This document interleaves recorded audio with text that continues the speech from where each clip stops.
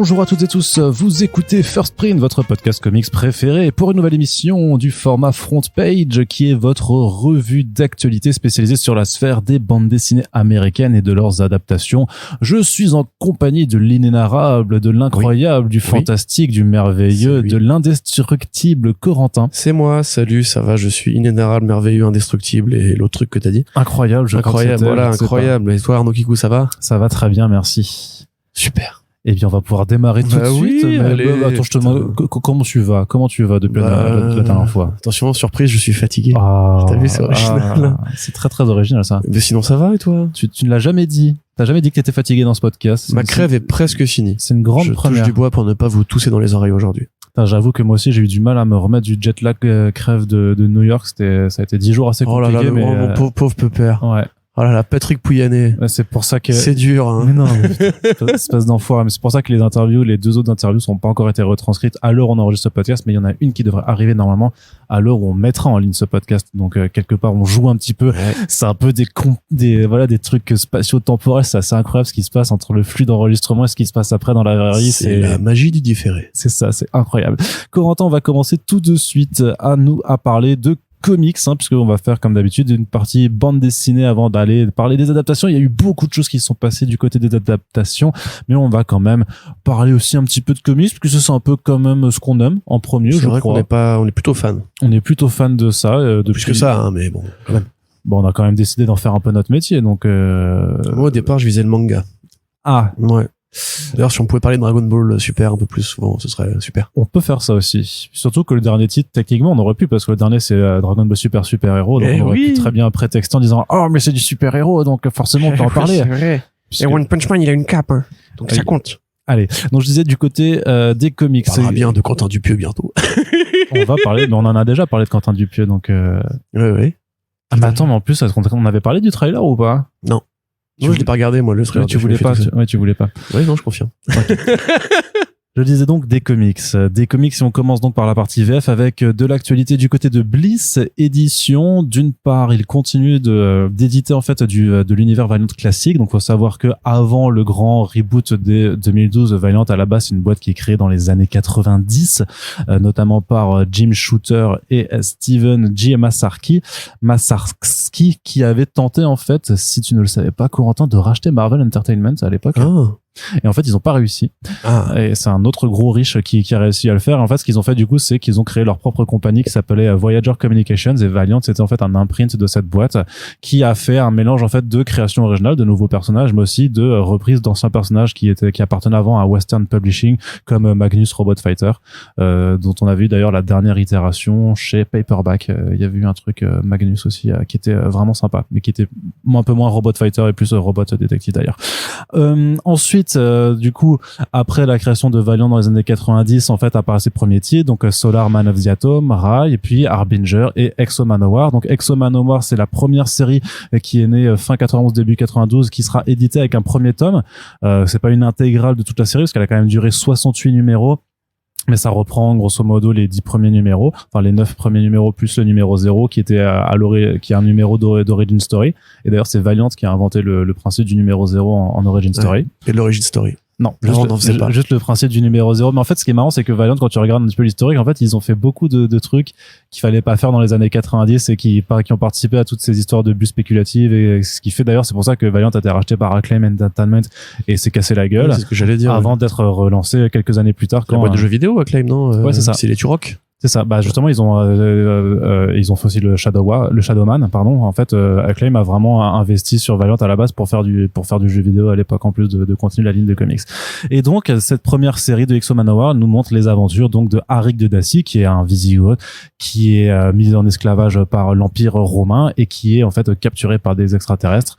Sur le vaisseau, en fait, il arrive à il rentre en contact avec une armure sentiente, une armure consciente, donc l'armure de Exo Manowar, et en fait, il va réussir à s'échapper et à revenir sur Terre, sauf que avec la même distorsion temporelle qui se passe avec First Print, en fait, il se retrouve des siècles plus tard à notre ère, enfin du coup à l'ère des années 90 à l'époque, et va devoir donc composer avec le fait qu'il a un peu perdu sa patrie, mais qui va continuer de vouloir se battre en tant que super-héros dans un univers qui ne le reconnaît pas, et dans lequel il est un peu considéré comme dangereux. Donc il y a quand même du Jim Shooter à l'écriture, il y a Joe Quesada, Barry Windsor-Smith et Steve Englehart aussi sur ces premiers volumes. Donc c'est quand même des grands noms de... Excusez du peu. Voilà, aujourd'hui on les connaît parce que c'est des gens qui ont compté énormément dans l'industrie. Et puis voilà, ça fait partie déjà à l'époque. Hein. Ouais, dans les années 90. Shooter et Windsor-Smith, oui, à l'époque. Hein. Oui, Shooter et Windsor-Smith. Oui, non, je pensais plus à Joe Quesada pour le coup. Mais qu'est-ce que je veux dire? Oui, c'est leur 3e album dans le Valiant Classic après justement le Archer et Armstrong de Barry Windsor-Smith et aussi le Bloodshot. Vous avez fait le premier volume de Bloodshot, non? Non, ils avaient fait le Harbinger de Jim Shooter et David Lafemme. Et il n'y a pas eu un gros volume sur l'ancien univers Bloodshot? Non, toujours pas, non. Ok. Il n'a pas été fait pour l'instant. Donc. Non, il y a eu une intégrale du premier Bloodshot de Dwayne Chwasinski. Ok. Et ensuite, il y a eu le Bloodshot de Jeff Lemire et ensuite celui de, d'accord, ok, bon, de Tim Seeley. Voilà. Non, mais il m'avait semblé qu'on avait parlé dans un podcast du fait que on comparait le Bloodshot Reborn avec l'ancien Bloodshot et... Ouais, mais en fait, c'était pas l'ancien, c'était celui de juste avant. D'accord, en fait. okay, c'était la toute première série. Et donc, qu'est-ce que je veux dire? Donc voilà, donc il y a trois tomes, voilà, de ce Valiant classique maintenant qui vont être disponibles. C'est toujours en cours de financement, je crois, à l'heure où on enregistre ce podcast. Ça s'appelle donc XO Manowar, le châtiment d'Arik. C'est ça, il reste encore quelques jours à l'heure où on met ce podcast en ligne, donc on vous invite à le découvrir, surtout que ça permet en fait aussi de récupérer d'autres titres XO Manowar qui sont notamment la série de Robert Venditti qui pour un coup a duré 50 numéros, qui était vraiment de très très bonne facture. Et voilà, si vous avez du retard sur le Valiant Classic, la campagne vous permet également de récupérer le Archer and Armstrong de Barry Windsor-Smith ou le Harbinger de Jim Shooter et David Lafemme.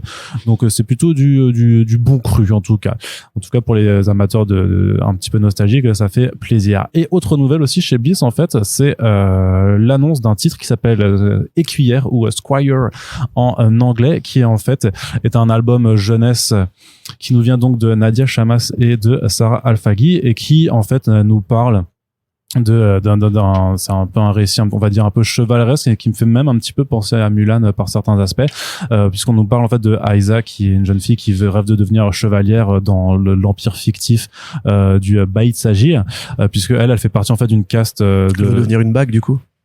Non, pas une chevalière. Bague. Non. Je crois pas que ça se dit chevalière. Bah chevalier, pardon, oui. C'est pas grave. Bah écoute. Voilà. Est-ce que tu peux me laisser continuer ou pas? Oui.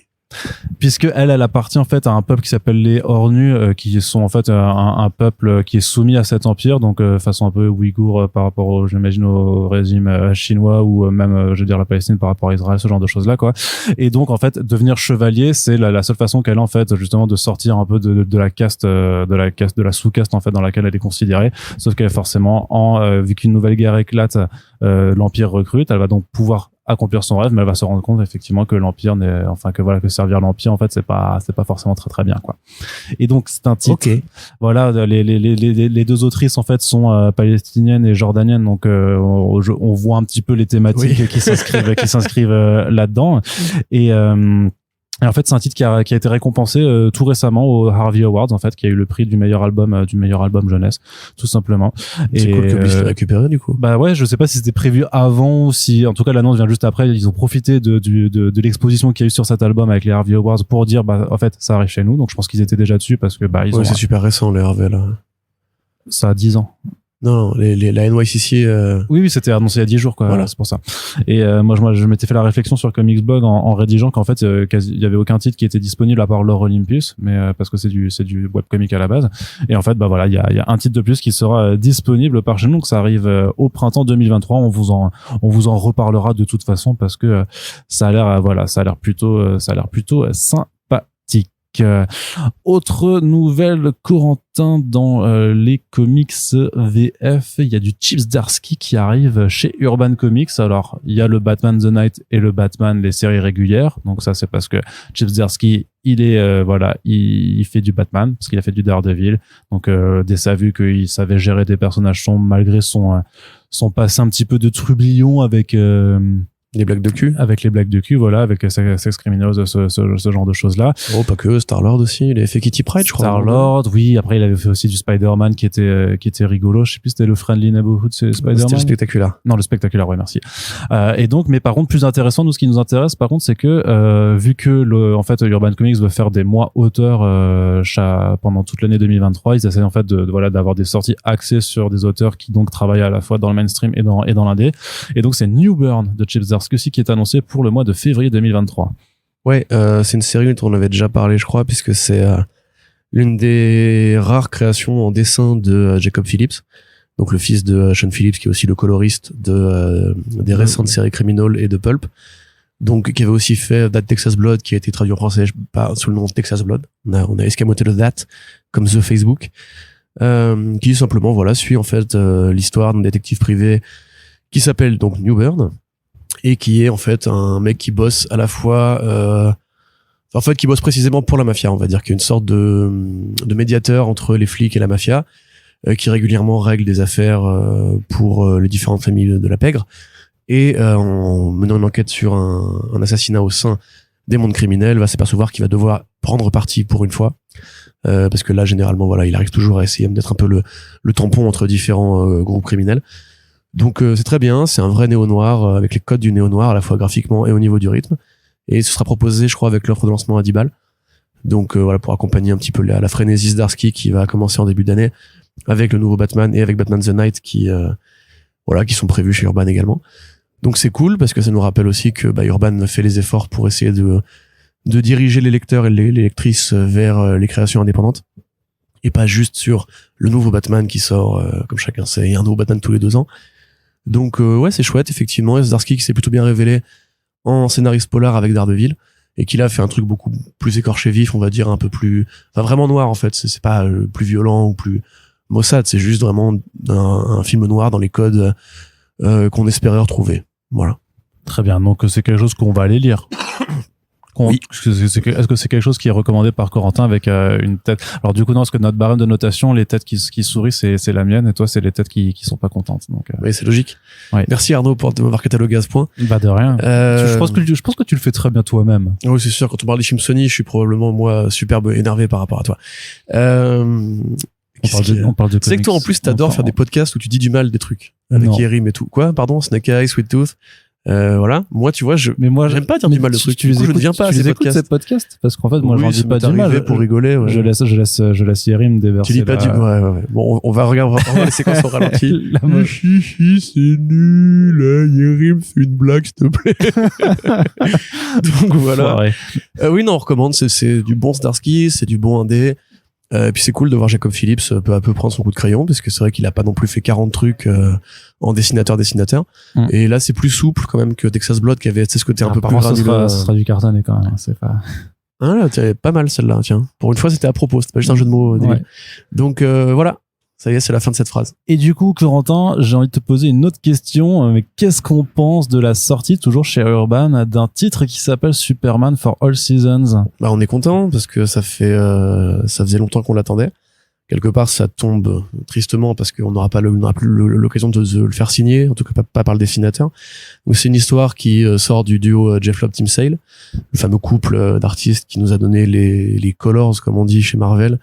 Long Halloween et les bandes dessinées de la série Heroes, rappelez-vous, avec Hiro Nakamura, qui est donc voilà en fait une sorte de réécriture de l'origine de Superman par Jeff Lobb et illustré par Sale depuis les premiers pas au Kansas, le moment où il découvre en fait il va devenir super-héros, son arrivée à Metropolis, sa rencontre avec Lois Lane, tout ce que vous connaissez, mais dans un style beaucoup plus léger, beaucoup plus humain, très intime et un peu mélancolique aussi. Ça a ce côté effectivement.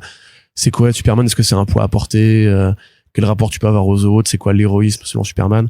Et un coup de crayon qui ne se démode pas, puisque Tim Sale à l'époque avait vraiment pris le parti d'en faire une masse impressionnante qui comme ça traverse le paysage de Metropolis, le ciel de Metropolis comme une sorte de météore. Il le dessine très différemment de son Batman. On l'a comparé parce que voilà, pour toute saison par rapport à Long Halloween et au passage justement des saisons à travers les fêtes et le calendrier dans Long Halloween, mais c'est un peu moins présent. L'idée c'est vraiment juste de faire une réécriture de Superman avec des codes graphiques très différents des comics mainstream. Ça faisait longtemps qu'on l'attendait, qu'on l'avait réclamé. C'était un des rares classiques Superman qui manquait dans la bibliographie dans le catalogue Urban Comics. Ça arrive, voilà. Ça avait déjà été édité chez Panini.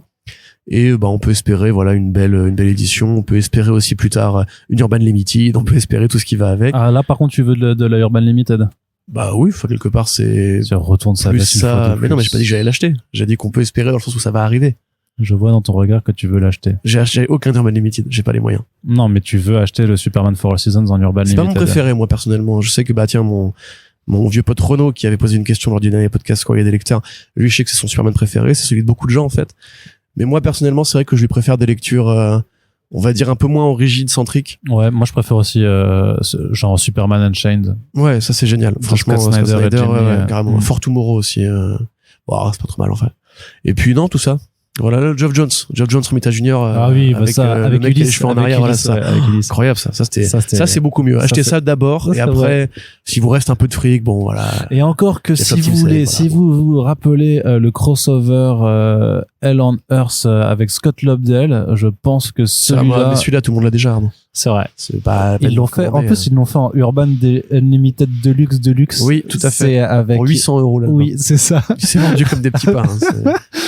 Quand la qualité est là. Bon, en même temps, en plus, ils ont fait quand même une édition où sur la couverture, il y avait la tête de Scott Lobdell imprimée dessus à la place de Superman. Tu sais, ils ont fait un superbe collage. C'était très artistique. Moi, j'ai adoré, quoi. Mais du coup, entre ça et ce qu'ils avaient déjà fait de Tim Sale, je crois qu'il manque plus grand chose maintenant de la bibliographie du gars chez DC.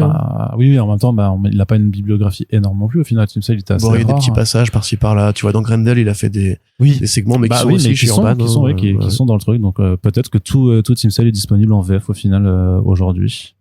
Maybe. En tout cas, voilà, on vous encourage à lire Jeff Loeb Tim Sale de façon très générale. C'est quelque chose, normalement. Précisément ensemble, parce que Jeff Loeb tout seul, c'est pas forcément toujours un bon investissement. Oui.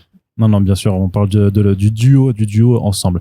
Corentin, j'ai encore envie de te laisser avoir la parole pour nous parler un petit peu aussi de Vestron. Tiens, on en parle un petit peu, effectivement. Oui, on parle de tous les éditeurs, Corentin, des petits comme des grands, puisqu'il y a 2 albums de la licence The Crow qui sont ajoutés à leur catalogue. Donc un qui est déjà sorti à l'heure où on enregistre le podcast, qui arrivera un petit peu plus tard. Est-ce que tu peux nous parler un peu de ces 2 projets qu'on a identifiés sur leur catalogue? Donc Vestron, maison d'édition donc indépendante, qui fait beaucoup de comics de licence. Ils font du Transformers, du G.I. Joe, du Terminator, du Godzilla aussi. Il y a d'ailleurs des bons Godzilla, des très très bons Godzilla avec James Stocco, là, le Godzilla in Hell qui est vraiment incroyable, très joli, et voilà, qui sont les rares à faire encore des publications en souple aussi, dans un format assez petit, qui est peut-être pas forcément une de leurs faiblesses, mais qui peut ne pas plaire à tout le monde en tout cas, mais qui ont quand même parfois des choses assez intéressantes dans leur catalogue. Et donc on parle de ces 2 albums là.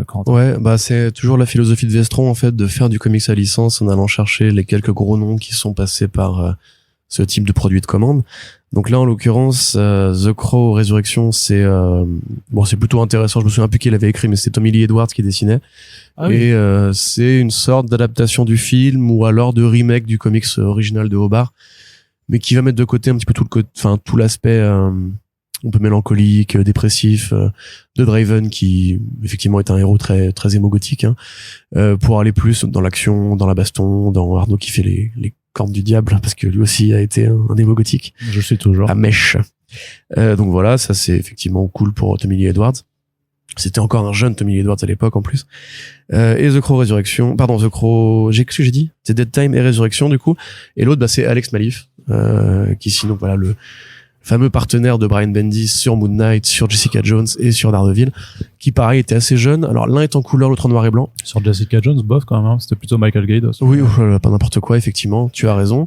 Il a fait Scarlet. Il a fait Scarlet, donc effectivement un Malif encore assez débutant, qui n'a pas sa palette de couleurs habituelle, mais qui fait donc là en l'occurrence l'adaptation d'un script d'une suite avortée de The Crow, puisque quand le film avait marché, il allait y avoir des suites. D'ailleurs, il y en avait plusieurs. Il y a eu 4 films The Crow, je crois, au départ, avant que la licence passe en friche. Et Hobart avait écrit lui-même en fait un scénario pour la suite, qui n'a jamais été fait, puisqu'ils ont opté pour une autre piste, un autre album à adapter. Et donc ils ont utilisé ce script-là pour en faire une bande dessinée. C'était ce qu'on réclame souvent, tu vois, que on prend les scripts avortés pour en faire des comics. Là, ça existe chez The Crow. Et donc voilà, c'est toujours le même standard de prix, un peu prohibitif, pour des albums de 115-120 pages. Si vous aimez The Crow, si vous êtes passionné, nostalgique de cette franchise, n'hésitez pas à y aller. Si vous aimez Alex Malif, vous êtes complétiste, ou Tommy Lee Edwards, c'est aussi intéressant. Que dire de plus? Moi, je pense pas être le client cible pour ces produits à licence là. Mais c'est cool de voir qu'entre guillemets, ils ont toujours cherché un petit peu ça a le mérite d'exister. la perle rare, quoi. Ouais, puis ça a le mérite d'exister, ça a le mérite d'avoir, voilà, il y a le mérite d'avoir une offre, en fait, qui est présente et qui parle à des lecteurs, parce que moi, je le vois souvent, c'est vrai que c'est souvent des comics, mais un peu quand même ce que fait Réflexion, tu vois, avec Aphrodite 9 ou Cyberforce, en fait.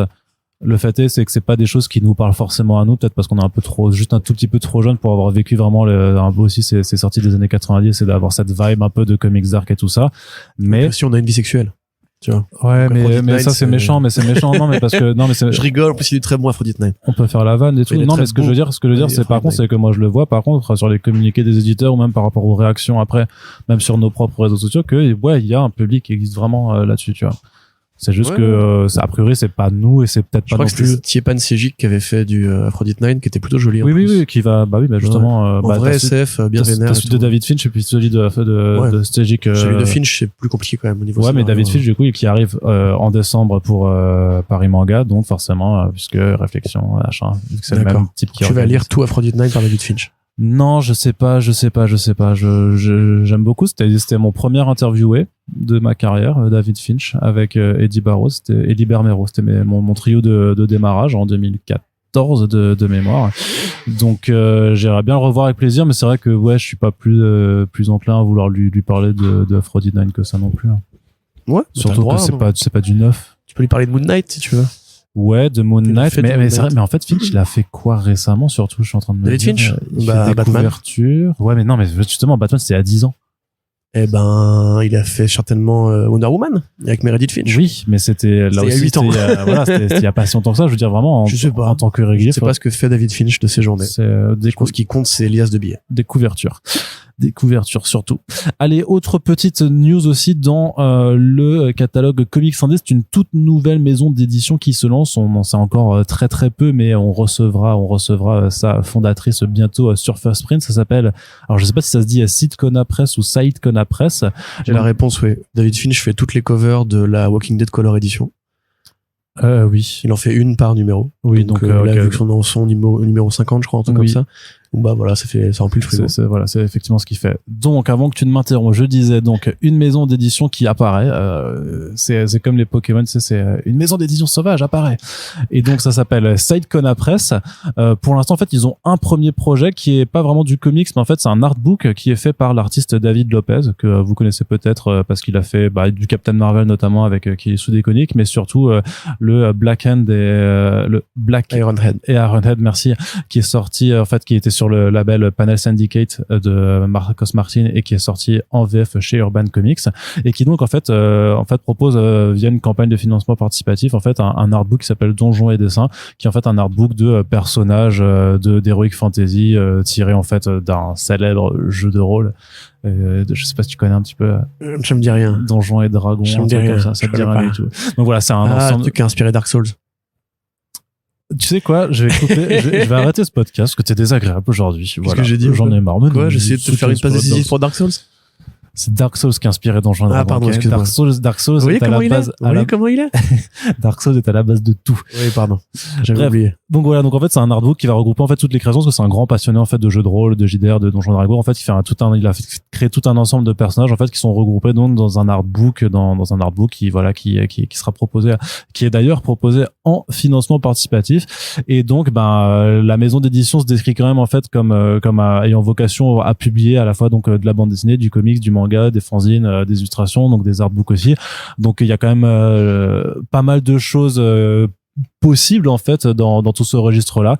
Donc on vous invite quand même à, si vous êtes curieux comme nous, à y jeter un œil. Moi j'ai financé le truc par principe, ne serait-ce que parce que faut soutenir en fait quand des maisons d'édition se lancent. Donc on vous met aussi bien les donjons et les dragons.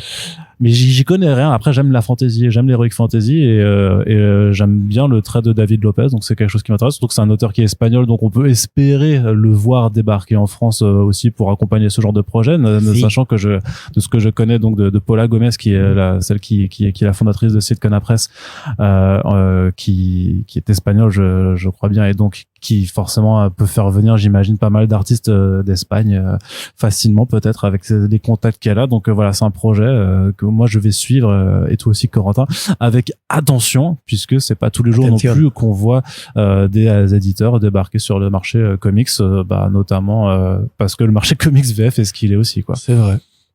Très bien. J'attendrai quand même les premières annonces. Oui, c'est ça, on attendra la suite. Mais avant de me prononcer. Oui. Corentin, on continue avec encore un petit peu de VF, mais avec du manga. Toi qui m'as dit que tu voulais faire du manga à la base, c'est un peu l'idée s'infiltre. Te voilà en terrain, enfin dans ton élément quelque part. Oui, tout à fait. En plus, oui, parce que là, celui-ci, je l'ai lu. Oui, donc Corentin-san, c'est le manga Iron Man Spider-Man de Kazuki Takahashi. So desu ne. Ah, très bien. Qui nous arrive chez Panini Manga. Ouais. Corentin-san, qu'est-ce que tu penses de j'ai envie de dire que c'est Sugoi. C'est Sugoi. C'est Sugoi, c'est Psycho. C'est cool parce qu'effectivement, c'est cool. Il y a un élément de tristesse dans cette actualité, c'est qu'effectivement le manga arrive. Ça avait probablement déjà été dealé avant, encore une fois, parce que ça se fait pas en 3 semaines, mais peu de temps après la mort de Kazuki Takahashi, qui était le créateur de Yu-Gi-Oh! Et ce manga, justement, a été créé dans le cadre d'un partenariat entre Marvel et alors Shonen, c'est la Shueisha, je crois, qui cherchait. On sait que Marvel a des plans d'expansion au Japon, on sait qu'il y a régulièrement des croisements de licences qui sont faits entre les États-Unis et le Japon. On sait d'ailleurs de la même façon que la logique manga commence à informer d'une certaine façon certains projets édités aux États-Unis. Et là, en l'occurrence, on est vraiment dans le métissage proprement dit, puisque c'est donc un grand nom du manga qui s'approprie les personnages Marvel. Alors effectivement, c'est pas surprenant de la part de Takahashi, qui a toujours été un auteur passionné par l'Occident. Si vous lisez Yu-Gi-Oh, vous verrez des McDo, vous verrez des références à Bruce Lee, vous verrez effectivement le fameux jeu Magic and Wizard qu'il a créé. Donc c'est le jeu de cartes, ça s'appelle comme ça. C'est pas le jeu de cartes Yu-Gi-Oh, c'est le jeu de cartes Magic and Wizard dans le monde de Yu-Gi-Oh. Parce que ce serait bizarre si le jeu de cartes dans le monde de Yu-Gi-Oh s'appelait comme le héros. Qui effectivement se reprend beaucoup de l'iconographie et des règles de Magic the Gathering, Magic l'Assemblée. De la même façon qu'il y a des références à plein d'autres trucs, des jeux de dés, des tonnes de machins dans l'univers Yu-Gi-Oh qui en fait tirent leur origine de l'Occident. Et Takahashi était aussi fan de Mike Mignola, fan de Mobius. C'est un mec qui a toujours vu la BD comme un truc plus grand que simplement les codes et les références nippo-japonaises. Donc quand on lui a proposé de faire ce projet-là, il a accepté bien volontiers et il a pris donc Iron Man et Spider-Man qui sont ses 2 héros préférés pour un petit crossover avec son imaginaire à lui, puisqu'ils vont au Japon pour tabasser un géant du jouet à la Pegasus et un peu à la Kaiba, il a un peu le manteau de Kaiba, qui se bat avec des cartes. Eh oui, qui lui donne des pouvoirs parce qu'il a un cybersuit qui utilise des cartes. Voilà, donc, le mec est vraiment monomaniaque des cartes. Bon après je pense qu'il a fait ce qu'on lui demandait de faire en termes de, il faut quand même que ça ressemble un petit peu à Yu-Gi-Oh quand même, tu vois. Donc c'est plutôt cool, c'est tout petit comme projet, c'est vraiment très restreint. Il y a pas une intrigue. Enfin, je pense pas que ça va vous décoller les pieds du sol.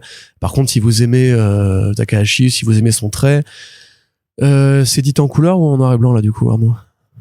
C'est en noir et blanc. Ah ouais, parce que du coup moi j'avais eu la version couleur qui avait été éditée aux States, que était plutôt rigolote parce que ça prenait un peu les couleurs de l'animé, du coup, enfin de l'anime Yu-Gi-Oh avec ce côté un peu flashy, un peu fluo et tout, qui était très agréable à l'œil. Donc oui, voilà, si vous aimez effectivement le trait de cet artiste, n'hésitez pas à y aller. De toute façon, moi je pense que je vais le faire. Moi j'aime bien, du coup j'y vais. Allez, salut. Allez, salut. Je finis un podcast tous à leur actualité suivante. Non mais voilà, c'est bien parce qu'effectivement quand on parle nous des différences culturelles qu'il peut y avoir entre le manga et le comics, ou du fait que le comics ne soit trop auto-centré, en définitive on voit bien que ça continue à intéresser, l'idée du partenariat continue à intéresser les gens, comme quand Miller avait repris des idées dans les mangas de Kazuo Koike, voilà, ça continue à arriver mais dans l'autre sens, donc c'est cool. Et cette phrase est beaucoup trop longue, donc je vais m'arrêter là et REP à Kazuki Takahashi qui est mort en essayant de sauver des gens de la noyade quand même. Donc grand gars, et à plus tard dans la Vallée des Rois. Ah oui, la Vallée des Rois qui est aussi dans Last Man, mais rien à voir. Mais ok. Oui, la Vallée des Rois, je parlais plutôt du côté égyptien, parce qu'il y a je sais. aussi ça dans Yu-Gi-Oh, je sais pas si t'es au courant. Il y a un imaginaire égyptien dans Yu-Gi-Oh. Tu sais que Yu-Gi-Oh c'est mon premier contact avec des mangas en sens de lecture originale. Mais on en avait pas déjà parlé dans un podcast, je crois. C'est fort possible. Ouais. En même temps, je me répète, mais du coup, c'est-à-dire que je raconte pas des bobards. Et que tu vieillis aussi. Oui, c'est vrai aussi. C'est décidément très agréable aujourd'hui. Oui, Corentin, hein. il est vraiment incroyable. T'as dit que j'étais le méchant. T'as dit que c'était moi qui faisais la gueule sur les trucs. Voilà. Mais j'assume le personnage que tu m'as inventé. Tu sais que t'es pas obligé d'être fataliste et que tu peux essayer Victor, j'attendais que tu fasses la blague, mais que tu peux essayer de lutter contre ton destin. Ton destin n'est pas d'être. Mais je te dis, c'est moi, j'ai pas demandé à jouer ce rôle, Arnaud. Mais je suis un bon acteur, donc tu vois. Corentin, Il y a quelques mois, on avait parlé des titres de Daniel Close qui étaient closed, qui étaient repris en fait par un gros éditeur qui quittait les éditions Cornelius. Et on sait maintenant en fait qui a repris. Je suis pas sûr qu'on savait à l'époque. En tout cas, on le savait peut-être. Le secret était bien gardé. Je crois moi je le savais. On en avait parlé avec un genre de l'industrie. C'est ça, mais on pouvait pas le dire. C'était du off. Mais donc voilà, on sait un peu maintenant qui c'est, puisque c'est chez Delcourt en fait, puisque le titre Ghost World, qui est certainement l'ouvrage le plus connu de Daniel Close en fait, sera réédité à partir du début de l'année prochaine. Et forcément, c'est bien parce que Daniel Close c'est bien, et en même temps, ça pose toujours la question qui a été soulevée au moment où Cornelius avait annoncé la nouvelle, en fait, de dire c'est quand même un peu moche en fait pour un éditeur qui a fait tout le travail de le voir s'être fait piquer en fait son auteur par un plus gros qui a certainement juste eu on va dire clairement plus de thunes à aligner.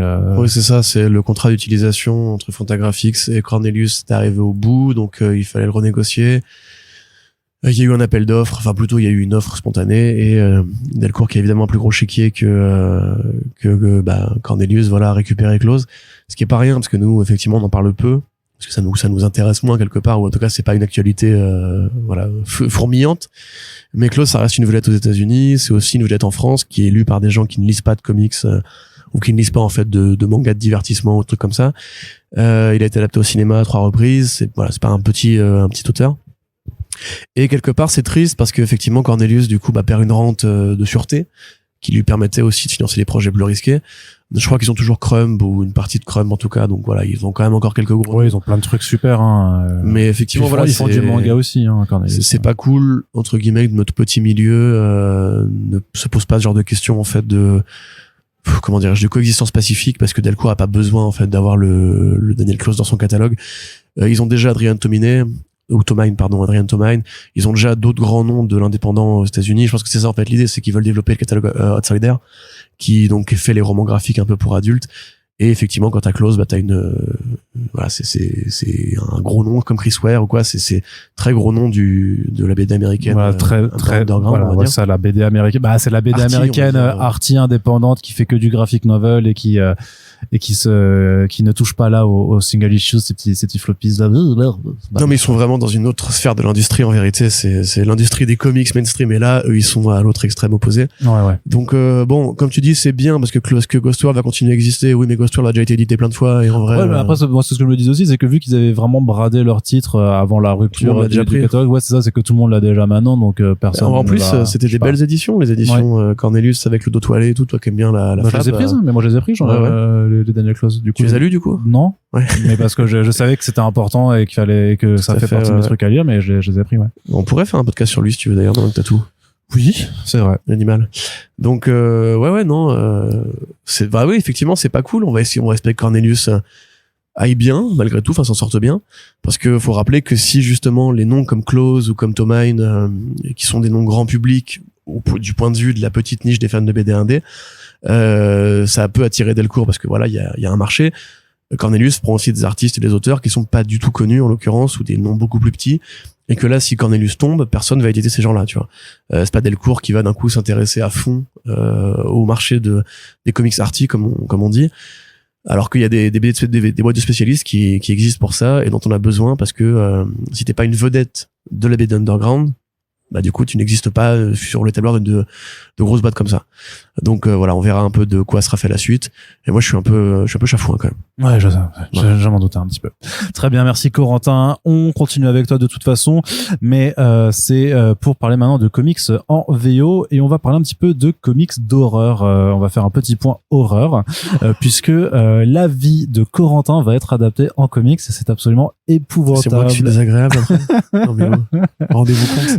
World 3, une série d'horreur par James Tynion IV, El Maestro de l'horreur indépendante américaine d'aujourd'hui, même s'il n'a pas c'est sûr qu'il a il a rien de portugais, de brésilien ou d'espagnol, mais j'avais envie de le dire quand même comme ça.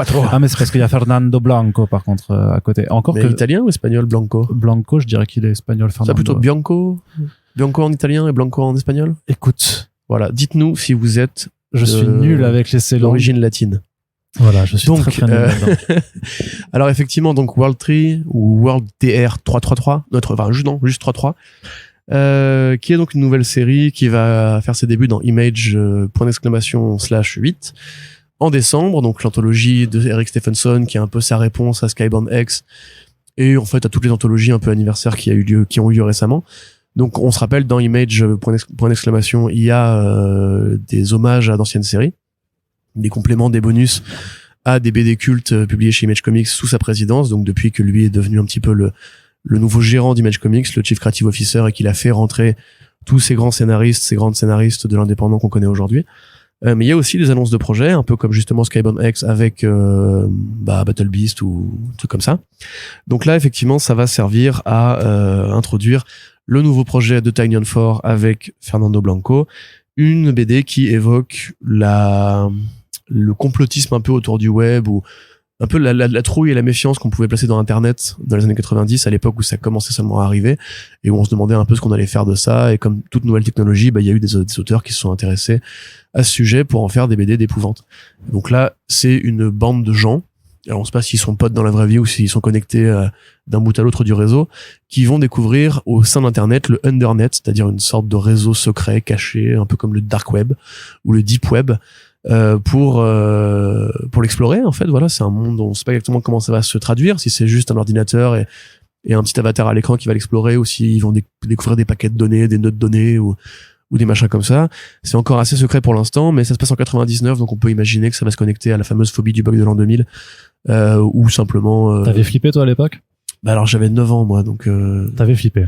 Pas vraiment. J'étais un gamin très impressionnant, je me rappelle que tu même me le mot bug, tu vois, me paraissait... Mais c'est l'époque où... Ah si, le truc qui était rigolo à l'époque, c'était le bruit des serveurs quand tu c'est pas les serveurs, des routeurs. Quand tu les allumais pour se connecter à Internet, moi je croyais vraiment que c'était le vrai bruit que faisait mon ordi pour essayer d'entrer de force dans Internet, tu vois. C'est pour ça que tu portais encore des couches à cette époque-là en plus. Mais moi, tu vois, limite quand je fais un truc comme ça, c'est drôle, Arnaud. Donc, qu'est-ce que je voulais dire? On en revient donc à la BD qui va probablement être très bien, et Tiny on 4 qui est un autre projet à côté, on te parlera tout à l'heure. Bah maintenant en fait. Maintenant? Ouais. C'est pas vraiment du comics par contre. Bah si, parce qu'ils ont annoncé aussi un comics dedans en fait. Oui, mais qui a un bonus. Bon d'accord, Room Service. Room Service. Alors, de James Tynion 4, Elsa Chartier et Pierrick Collinet. C'est Piqué. Ouais, mais nous on est France, nous on est en France, nous on est en France. Qui a pris sa plus belle voix grave pour la vidéo. Qu'est-ce qu'il est sexy. Donc, salut Pierrick. Donc effectivement, on avait vu sur le Twitter de Elsa et de Piqué qu'ils avaient prévu un nouveau Kickstarter, qu'ils commençaient à tourner les vidéos d'intro et tout. Et finalement, c'est Hollywood Reporter qui a annoncé le truc. Donc, ils vont faire un court-métrage de 16 minutes, je crois, qui s'appelle Room Service, qui sera écrit par ni plus ni moins que James Tynion 4 lui-même. Donc, évidemment, ce sera de l'épouvante. Évidemment, ce sera un peu crado. Ce sera un peu glauque. Ils vendent comme référence... alors, ils ont cité, je crois, Parasite, Get Out et Ex Machina. Oui. Voilà. Dans leur belle vidéo. Donc en résumé, le projet c'est simple, c'est de faire donc ce court-métrage, dans l'idée d'en faire un long ensuite, comme ça se fait beaucoup dans le cinéma d'horreur où on commence par présenter un court qui après est optionné par un studio pour être développé en long format. Comme David F. Sandberg par exemple avec Lights Out. Exactement, tout à fait, bien joué. Ou District 9. Oui. Donc voilà, c'est Tiny on 4, donc évidemment ça attire un peu tous les regards aux États-Unis parce que c'est maintenant devenu l'un des très grands scénaristes indés aujourd'hui, on n'arrête pas de le dire à chaque podcast.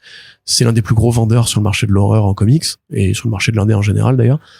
C'est donc Chartier qui va faire les storyboards, Piqué qui va réaliser et Tynion qui va écrire. Enfin, ils ont écrit à deux, mais c'est généralement plutôt le scénario de Tynion. Il va y avoir effectivement une BD qui va être proposée en contrepartie, dessinée par Chartier, donc ça c'est cool. Enfin, le court-métrage aussi c'est cool, mais effectivement nous on est plutôt dans le côté comics de la Force, donc ça nous concernait un peu moins du côté du court-métrage, on va dire. C'est chouette, c'est ambitieux. Mais le fait est que même dans la campagne, parce que ça se fait sur Kickstarter, c'est que ce qui est intéressant, c'est que à la manière des artbooks qu'elle a pu faire avant, en fait, c'est que tout le storyboard et en fait, il y aura tout un bouquin qui va être édité, en fait, qui va être un énorme bouquin de making of avec l'intégralité du storyboard, avec les recherches, avec tout ça, le script et tout ça. Donc ça dépasse la seule frontière du pur cinéma. Et le fait, c'est que ça fait 3 auteurs de comics en fait qui font quand même le papier du Hollywood Reporter pour un projet de court-métrage, tu vois, c'est quand même pas banal. Qui sont backés par pas mal d'autres artistes, puisque en fait dans les contreparties t'as un print exclusif de Frank Cavilla, un autre de Jim Mahfood, ça c'est fou quand même. C'est vrai.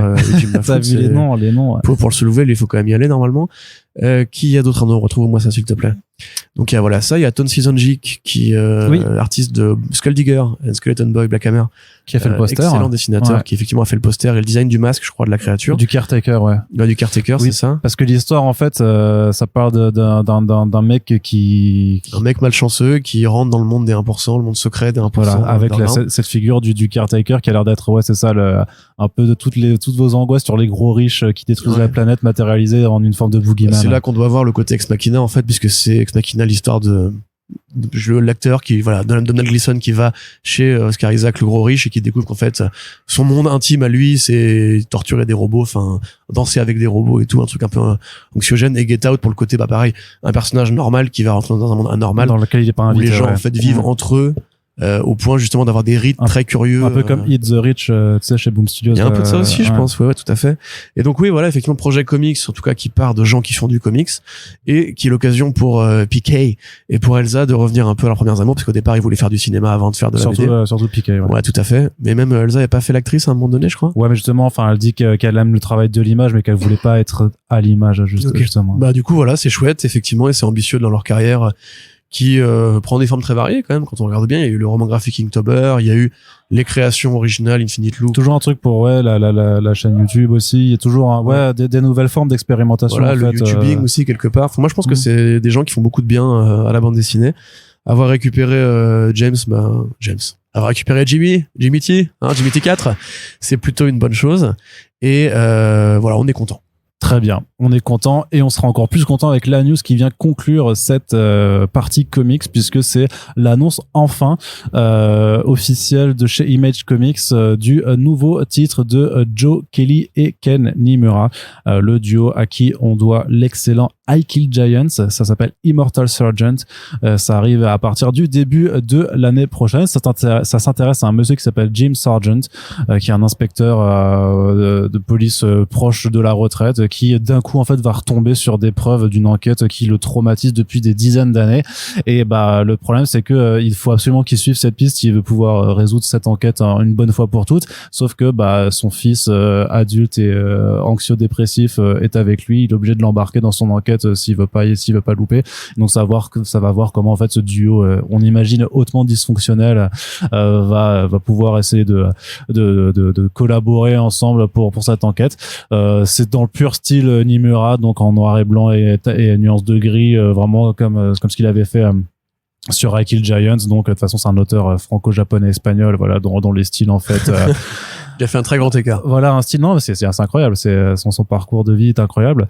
Voilà, ça se reprend aussi dans son approche avec un découpage à la fois comics et franco-belge, un style qui est forcément aussi un petit peu proche du manga et voilà. Et moi je suis juste ultra chaud parce que ce titre-là en fait, ça fait pas mal de temps qu'on avait le titre en fait. On savait qu'ils bossaient ensemble depuis 2018, je crois.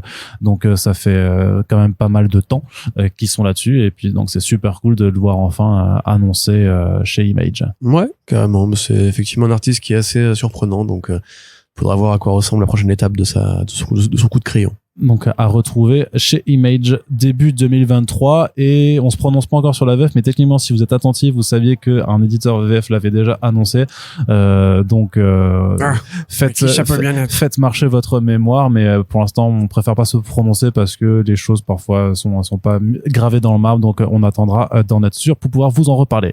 Corentin, on a une grosse partie actualité d'adaptation aussi à faire. Ouais, c'est sûr, ouais. Alors du côté des séries télé, première nouvelle, les comics indépendants sont toujours encore optionnés par le milieu télévisuel, puisque d'un côté il y a Geiger de Geoff Johns et Gary Frank qui a été optionné par Paramount Television Studios, avec le réalisateur Justin Simon qui a fait Dear White People aux commandes, qui doit réaliser le projet, et d'ailleurs ce sera écrit et showrunné par Geoff Johns.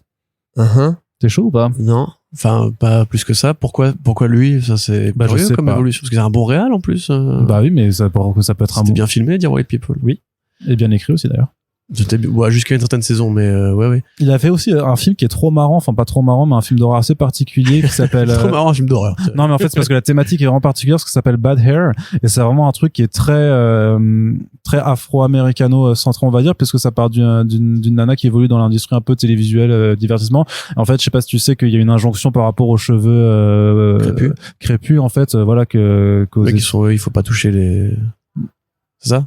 Bah c'est pas qu'il faut pas toucher, c'est qu'en fait que c'était mal vu les coupes afro et les cheveux naturels et les cheveux naturels en fait, et que du coup c'est pour ça que les femmes que les femmes noires soit se les lissaient, soit se les tenaient, soit mettaient des perruques, et en fait ça part du principe que voilà elle veut du coup modifier ses cheveux justement parce que en fait les contraintes en fait de ce monde-là lui imposent, et après ça part en couille avec en cheveux se rebellent, et je sais pas si c'est ses cheveux qui se rebellent ou si elle invoque ça marche. Genre, mais voilà, mais ce qui est le poster du film, et voilà tu vois effectivement une coupe de cheveux avec une main qui en ressort, et je me dis que c'est enfin le concept est super intéressant dans le mélange de vraiment de grosses critiques sociales qui est très afro-américano-centré avec le registre de l'horreur. Mais justement, si tu mets ces deux projets bout à bout, qu'est-ce qu'il vient faire dans Geiger? Je sais pas. N'est pas afro, il y a pas un propos racial particulier. Ils vont peut-être le changer justement. Peut-être, mais dans ce cas-là, ce serait un peu je sais pas, moi j'aime pas la BD. Geoff Jones, c'est une espèce de, je pense qu'il s'est déjà pété les ailes à essayer d'aller justement à Los Angeles, oh là là, jeu de mots, pour devenir une sorte de producteur, quoi, président de DC Films, rappelez-vous, ancien showrunner de Stargirl, scénariste de séries télé et tout. Il est toujours showrunner de Stargirl. Oui, bah avec ce qu'on connaît, voilà, c'est super. Moi, grosso modo, je sais pas, Geoff Jones en général, j'attends toujours qu'il me reconvainque. Pour l'instant, c'est pas arrivé, donc même pas avec Flashpoint Beyond. Pas plus que ça, non. Enfin, c'est pas renversant. Mais puis toute la promesse de Geoff Jones indé, pour l'instant, j'ai apparemment arrivé, tu vois. À la limite, une série Junkyard Joe, vu qu'en termes de mise en scène, il y aurait moyen de s'amuser avec le côté robot qui tue des soldats au Vietnam, ça aurait été rigolo. Mais là, non, Geiger, je trouve que c'est un univers qui est pas inspiré, qui a aucune originalité, qui est nul, qui visuellement, en plus, apparemment, quelle idée tu peux mettre, quoi. C'est Mad Max avec des super pouvoirs, quoi. Donc voilà. Donc t'es pas chaud. Non, alors, est-ce que tu seras un petit peu plus chaud sur l'autre projet d'adaptation de série télé qui s'appelle Resonant? C'est un titre qui est publié chez Vought Comics par David Andry, Alejandro Aragon et Skylar Patridge, avec Jason Wardy aux couleurs. Jason Wardy qui a fait les couleurs aussi sur Automnal. Et donc Resonant, c'est peut-être plus intéressant. En tout cas, c'est plus, on va dire, tu vas voir que le raccord artistique est plus je perds mes mots. Qu'est-ce qui se passe alors? Plus facile à identifier parce que c'est Gerard McMurray qui s'en occupe, donc c'est celui qui a fait The First Purge et qui aussi normalement doit réaliser l'adaptation de Black pour Warner Bros. Ouais. Et en fait, Resonance, ça parle en fait d'un monde qui a été ravagé par un truc très mystérieux en fait qu'ils appellent les waves, qui sont en fait des sortes de vagues sonores qui, lorsque t'es touché en fait, dès que si t'as une pensée un petit peu violente ou je sais pas quoi qui se balade dans ton cerveau, en fait va exacerber complètement en fait là-dessus et te rendre toi-même complètement psychotique et violent. Et la seule façon d'y résister, c'est soit d'être maître du zen, quoi. C'est soit d'avoir une seule pensée, genre tu penses à une glace et comme ça une glace c'est gentil, tu peux pas faire de mal avec une glace. Une glace c'est gentil, attends. Voilà. Et soit de faire le vide dans ta tête, mais voilà, c'est pas donné à tout le monde. Et en fait, dans ce monde-là, en fait, les gens utilisent maintenant, c'est trop marrant parce que des gens utilisent en fait des criquets comme genre limite comme monnaie d'échange, parce que les criquets eux commencent à crisser dès qu'une vague se rapproche, et donc c'est en fait un moyen très utile de se protéger. Et en fait, on va suivre donc un homme qui est père veuf de 3 enfants, dont un gamin qui a des problèmes respiratoires et qui a alité, qui est très malade, une gamine à qui il manque une jambe, qui est handicapée, qui doit se déplacer en béquille. Et en fait, il doit partir donc dans la ville d'à côté pour aller chercher des médicaments. Et on va suivre en fait le parcours à la fois du père qui forcément va tomber sur quantité de gens pas possibles, parce que dans ce monde-là tout le monde a pété un câble. Survivaliste. Et de l'autre côté, voilà, les gamins qui restent tous les 3 entre eux et qui doivent aussi composer avec le danger sans personne pour les protéger. Sincèrement, que c'est une famille qui est afro-américaine complètement, que Gerard McMurray aussi, c'est First Purge, qui est une saga d'horreur sociétale qui a toujours été une parabole sur le racisme d'aujourd'hui.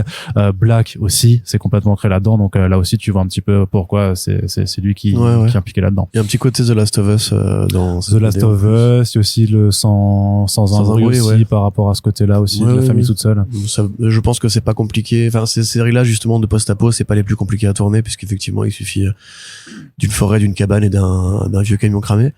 Du coup, ouais, non, ça peut être intéressant. J'ai pas lu moi toute la BD, donc je me fie à ton C'est très avis, joli. C'est super joli et je me suis dit vraiment en feuilletant que vraiment c'est quelque chose que je verrais bien arriver genre chez 404 limite. On a un diffuseur. Hein? On a un diffuseur. Oui, bien sûr qu'on a un diffuseur. Netflix. Non, c'est pas Netflix. Non, on a une boîte de prod. C'est BET Studios. Ça, c'est Black BET, Entertainment. Ouais. La chaîne de télé noire américaine. Ouais, c'est ça, et c'est qui appartient à Paramount, donc peut-être que c'est pour et c'est aussi signé avec CBS. Bah écoute, pourquoi pas, j'ai envie de te dire. Et Free Productions, qui est la boîte de Ridley Scott, voilà. Oui, Scott Free, tu veux dire? Ouais, Scott Free. Ouais. Scott Free Production, ouais. Bon, ça pareil, ça veut pas dire grand chose, ils font beaucoup de trucs, mais ok, bon, on attendra de voir. Ouais, sans plus. Bah je te dis, j'ai pas assez lu la BD pour avoir un avis formé dessus. Je vois effectivement ce que ça prend un peu à Walking Dead ou à Last of Us, enfin tous ces univers survivalistes. C'est un cool peu, justement un peu à Dark Souls aussi. Oui, bah, qui est à la base de toute façon, voilà, même ça. Donjons et Dragons, donc oui. voilà. Et ce côté effectivement engagé qui, voilà, déjà j'aurais trouvé ça plus logique limite que le mec qui a fait Heroic People aille là-dessus plutôt que sur Geiger. Ouais, mais pour le coup, vu que c'est McMurray, ça c'est aussi raccord. Oui, bien sûr. C'est tous les deux des gens qui sont impliqués dans ces envies de représentation des voix plutôt marginalisées en fait dans ce secteur du divertissement. Corentin, j'ai une autre nouvelle pour toi. Figure-toi que la série, série Essex County, adaptation des premiers. Ouais, moi je le fais à l'American, je prononce pas les T. L'adaptation d'un des premiers comics de Jeff Lemire existe vraiment. C'est vrai. On en avait pas parlé depuis des années, puis là on a une première image qui débarque et paf, on t'annonce que ça va sortir, que ça a été tourné, que voilà, que c'est en route. C'est incroyable quand même ce qui se passe. Enfin depuis des années, depuis l'année dernière effectivement, puisque c'est là qu'ils avaient annoncé le projet. Non, c'était il y a plus longtemps, c'était pas il y a seulement un an. Si, en juillet dernier qu'ils avaient dit ça va être tourné bientôt, machin. Bon, et l'autre m'a bien semblé. Ok. Mais vérifie, vas-y. Donc Essex County effectivement, donc qui est l'hommage en fait de Jeff Lemire à tu veux dire Essex County. Essex County. Mais après c'est au Canada, hein. Je sais pas s'ils ont l'accent du Tennessee là-bas si tu veux. Donc Essex County, c'est donc la ville où Jeff Lemire a grandi et qui voilà raconte un petit peu le destin croisé de différentes personnes, de familles du coin. Donc c'est dans la région de l'Ontario effectivement, qui est la région de Jeff. Oui. La chaîne canadienne CBC achète les droits d'Essex County en 2015. Donc, tu vois, c'est bien ce qu'il semblait. Il y a eu des trucs depuis? Non, mais il n'y avait pas eu de nouvelles depuis. Et okay, après, on avait réécrit dessus en 2020, mais je te dis que voilà, ça faisait vraiment depuis très très longtemps. Donc voilà, et c'est même pas sûr qu'on y ait accès, parce qu'effectivement, CBC, c'est donc une chaîne canadienne. C'est produit au Canada avec des acteurs canadiens, et probablement, voilà, j'avais dit dans l'article que ce sera un caribou qui va réaliser l'épisode 1. Ce qui est raciste, ouais. Ça m'avait fait beaucoup rire. C'est très marrant, ça. On peut être raciste avec les Canadiens. Ah bon? Ouais, okay. pas de souci. Pourquoi pas? On verra dans les commentaires, tu verras. Après, s'il y a un Canadien un peu énervé, ça peut être rigolo aussi, parce que c'est rigolo à écouter un Canadien énervé. Ah, Québécois, tu veux dire? Oui, aussi, c'est pareil. Là, c'est du vrai racisme, par contre. Pas, je vais te casser la gueule, Corentin. Donc, on a quand même un beau casting. On a Molly Parker de Deadwood, on a Brian J. Smith de Sense8. Quand même, c'était le flic dans Sense8. Il a joué dans Matrix Resurrection. C'est vrai? Bah non. Ça pourrait te plaire, toi, pourtant. Bah non. Bah si. Moi, j'aime pas les Wachowski, donc. Oui, mais on s'en fout que t'aimes pas les Wachowski. Si elles font une œuvre bien, tu vas pas trouver ça nul par principe. Bah si. Ah bon, d'accord. Bah, voilà, excusez-moi, j'ai oublié que t'étais con. Donc, Stephen McHattie de The Strain. J'ai pas réussi à le prononcer. Finlay Washtak Hisong de Blood. Et Kevin Durant, que vous connaissez Kevin Durant, j'imagine. Bah, Kevin, quoi. Ouais, mais tu vois qui c'est Kevin Durant, quand même. Je sais pas quel basketteur. Excellent. Mais tu vois qui est Kevin Durant, hein? Non. Mais si. Enfin, Lost, t'as vu Lost? Ouais. Ok. Le Cosmopolis de Cronenberg, le garde du corps. Tu vois, le grand mec avec les yeux bleus très clairs, qui a une tête de tueur en série. Il a fait Walking Dead aussi, je crois. Vas-y, cherche Kevin Durant, tu vois. Avec un T? Avec un D. Kevin Durant, avec un T, c'est basketteur, justement. Effectivement, ouais. Voilà, donc, on a compris la blague, du coup, ça y est. Ouais. Ouais. Voilà, Kevin Durant. On connaît que lui. Ah, Elon Musk? C'est vrai qu'il y a un air. Effectivement, il pourrait jouer Elon Musk dans un biopic. Lui, c'est une petite resta de la série télé, qui fait plein de films d'action, qui a fait plein de, je crois qu'il a même fait du jeu vidéo, si je dis pas de bêtises. Moi, je pense que je l'ai vu dans autre chose, du coup, je l'ai vu dans autre chose, mais. Ouais. Okay. Bah, il a fait c'est le mec que tout le monde connaît sa gueule, tout le monde l'a vu au moins une fois parce qu'il a fait vraiment des tonnes de trucs. Sans jamais vraiment devenir une grosse célébrité, mais voilà, il a ce côté physique, il est grand, il est carré, il a le regard perçant et tout. Donc, il est canadien aussi. D'où le nom du Durant, il est d'origine québécoise. Donc c'est chouette. Mais lui, il est dans Lock and Key. Bah voilà, tu vois, il a vraiment tout fait lui, hein. C'est sa filmographie, tu vas te faire mal aux yeux. Il était dans Swamp Thing. Oui, c'est vrai. C'est de là que je m'en rappelle plus. Il était dans The Strain aussi, effectivement. Oui, c'est Woodrow. oui, c'est dans Woodrow. Ouais, putain, j'avais oublié qu'ils avaient pris ce mec-là pour jouer Woodrow. Il était dans Vikings. C'est un peu école avec James Cameron pour jouer Doc Ock dans son film Spider-Man. Donc ouais, finalement quand même des vedettes, que des Canadiens, et pour un scénariste canadien, une série canadienne qui se passe au Canada. Donc quelque part, on est chez nous, les gars. C'est ça. Très bien, Corentin. Petit point juste aussi, ça c'est juste une information, on va pas en discuter plus que ça, mais c'est quand même cool, c'est que les séries Peacemaker et DMZ seront diffusées d'ici la fin de l'année sur Prime Video en France. Ah, on va enfin pouvoir les voir. On va pouvoir faire un podcast dessus, Arnaud. Sur Peacemaker, cool. Ouais. Ce serait alors sur Peacemaker c'est déjà un petit peu fait, mais effectivement pour DMZ ça sera déjà plus facile. Oui, parce que je t'avoue que j'avais eu la flemme d'appeler mon tonton Todd pour cette blague. Oh, qu'est-ce qui se passe? Tonton Todd, j'aimerais bien voir DMZ. Tu veux pas voir Spawn plutôt? Ah, DMZ. Surtout que Spawn c'est sur OCS, donc c'est facile d'accès. Ouais, en plus elle est grave bien cette série animée. Ouais, il faut que je m'y mette. Mais donc oui, ils ont dealé avec Prime Video France pour ces droits de ces séries-là, donc ça nous rappelle quand même que le contrat avec OCS pour les productions HBO Max est en train vraiment d'être morcelé, mais limite. Mais depuis mais depuis longtemps, parce que même Titan c'est sur Netflix, Stargirls et Doom Patrol c'était sur Sci-Fi puis sur Warner Bros Télé. Enfin, vraiment c'est dispatché de façon invraisemblable. Et Harley Quinn c'est sur Toonami, donc vraiment. Mais tu vois, il faudrait savoir pour combien de temps ces contrats-là en fait concernent les projets, parce que. Je pense que c'est parce qu'ils avaient dit de toute façon, tu sais que la nouvelle plateforme HBO Max Discovery Plus. C'est pas avant 2025. Premium, ce sera pas avant 2024, donc 2024 c'est dans 2 ans quoi, donc ça veut dire qu'ils auront. Non, c'est dans un an, c'est dans 1 an et 3 mois. Oui, mais ils vont pas la lancer, on sait pas, on n'en sait rien, on n'a aucune info. D'ailleurs la fusion, parce qu'ils avaient annoncé pareil que la fusion des 2 plateformes Discovery Plus et HBO Max devait arriver, c'est toujours pas fait. Ça prend plus de temps. Voilà, ça prend forcément plus de temps. Accessoirement, je vois pas forcément un grand avenir aux productions HBO Max dans l'immédiat. Vu que voilà, enfin, il y a plus un rond et bref, on verra bien. Il y a des ronds. Il y a plus beaucoup de ronds. Il y a des ronds et ronds petits. Pas tapons. L'idée on enlève 3 milliards quand même, ça veut dire qu'ils vont plus avoir beaucoup d'argent. Enfin, ils auront moins 3 milliards du coup. Ils font 3 milliards. C'est 3 milliards qu'ils ne dépensent pas. C'est pas 3 milliards qu'ils soustraient à leurs envies de trucs. Parce qu'à côté, tu vas voir. Oui, mais attends, quand tu vas voir après ce qu'on annonce du côté du cinéma, tu vas voir que ça demande des sous aussi. Donc, si. Ouais, non, bien sûr. Mais enfin, du coup, on verra bien. Mais dans l'immédiat. On verra bien. On sait que Warner aussi est pas forcément opposé à l'idée de redevenir un pourvoyeur de contenu pour les autres. Oui. Voilà, et tout. Donc ça c'est pareil, il faudra voir quelle plateforme l'a récupéré. Ce serait bien qu'il l'annonce quand même, parce que ça fait 1 mois qu'il rencontre des studios. Donc on va pas se mentir, on l'a vu la série, donc c'est pas comme si c'était une annonce de folie. Je pense que tous ceux qui l'avaient déjà vu ou qui savent comment on trouve des trucs quand on a un tonton américain, voilà, comme Todd, seront pas forcément intéressés. Ce serait cool de voir la VS, je l'ai dit, si. Je serais curieux. À mon avis, le doublage doit pas être terrible. Hein. Non, on sait pas, on a des bonnes VF comme des fois. Ah, sur le live action, je trouve pas. Autant sur l'animation, on est imbattable, mais autant sur le live action, je trouve que en général, c'est vraiment. Tu regardes des séries animées genre Rick and Morty, tu regardes en VF, toi? Alors pas Rick and Morty, parce que Rick and Morty, je suis vraiment trop habitué à la VO, mais il y en a certaines que je regardais en VF. Ouais. Morty, yeah, Morty. Réponds-moi. Oh, Dieu. Ah, voilà. Tu vois, ça, c'est imbattable. Comment tu veux traduire ça, tu vois? Allez, Corentin, on continue. J'ai une blague pour toi. Est-ce que c'est une blague ou pas? Sacha Baron Cohen serait Mephisto. Baron. Sinon, c'est Baron Cohen, en fait. Je sais pas, Sacha Baron Cohen, voilà, je t'emmerde, je fais ce que je veux. Serait dans la série Ironheart, et en plus Deadline, c'est Deadline qui dit, c'est pour ça que pour nous c'est un running gag, donc j'espère que c'est pas vrai, parce que comme ça on peut continuer à faire le running gag. Voilà, qu'il aurait été casté dans le rôle de Mephisto. Alors déjà, pourquoi Sacha Baron Cohen? Pourquoi maintenant? Et pourquoi Mephisto dans Ironheart?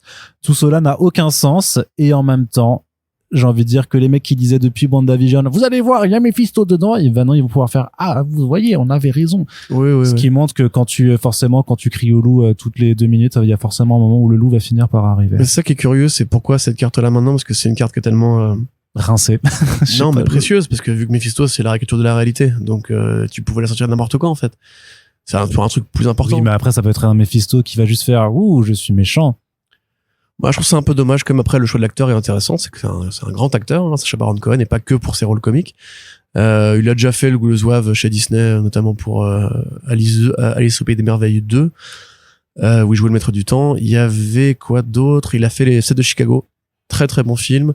Borat 2 qui est exceptionnel. il a fait des tonnes de trucs, ce mec. C'est à la fois un grand humoriste, un grand satiriste, un vrai mec politiquement engagé, qui a fait beaucoup de trucs justement contre les républicains et tout. C'était quoi déjà, c'est This is America, je crois, sa série parodique où il piégeait des républicains. C'était incroyable ce truc-là. C'était vraiment mais un niveau d'absurde. Tu dis que ce pays n'existe pas et que c'est juste une annexe de Disneyland. Donc ouais non, si c'est lui, c'est vrai. Enfin, si c'est lui et que c'est vrai, c'est bien, tant mieux. Après pourquoi Mephisto dans Ironheart Ouais, c'est ça. Moi Mephisto quel est le fuck comme on dit chez nous. Mephisto après ça ouvre la porte à d'autres trucs parce que vraiment c'est vraiment le Satan de l'univers Marvel. Moi, j'espère qu'ils vont respecter ça au premier degré et que, à la limite, on l'aura plutôt dans une production qui utilise ces variables-là de bien, de mal, de magie, de sorcellerie et tout. Que là, effectivement, dans Ironheart, qui a priori est une série qui sera en plus plus proche de Armor Wars ou de produits dans ce style-là, le bien, le mal, la réécriture de la réalité ou les pactes avec le diable, ça me paraît pas forcément très pertinent.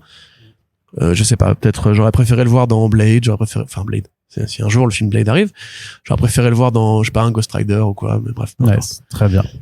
Allez, Corentin, on essaie de boucler avec la partie cinéma puisque ça s'agite autour de l'endroit où on enregistre et que bientôt on ne nous entendra plus avec les bruits des camions et je pense qu'il faut qu'on arrête. Tu veux pas qu'on parle de Titan de saison 4? Non, du coup, je l'ai enlevé, tu vois, je me suis dit, il a pas envie d'en parler, donc, pour une fois, je cède à tes caprices d'enfant. Corentin, partie cinéma, donc, un film Barbarella est bien en chantier avec Sydney Sweeney dans le rôle principal. Une actrice qu'on verra déjà dans Madame Web et qui a été remarquée dans les séries The White Lotus et Euphoria. Oui, et Sharp Objects aussi. C'est une meuf qui a fait pas mal de trucs chez HBO, effectivement. Donc Barbarella, alors on en parle parce que techniquement il y a eu des comics Barbarella et maintenant je crois peut-être même plus de comics Barbarella que de BD Barbarella. Mais au départ c'est un personnage français de Jean-Claude Forest.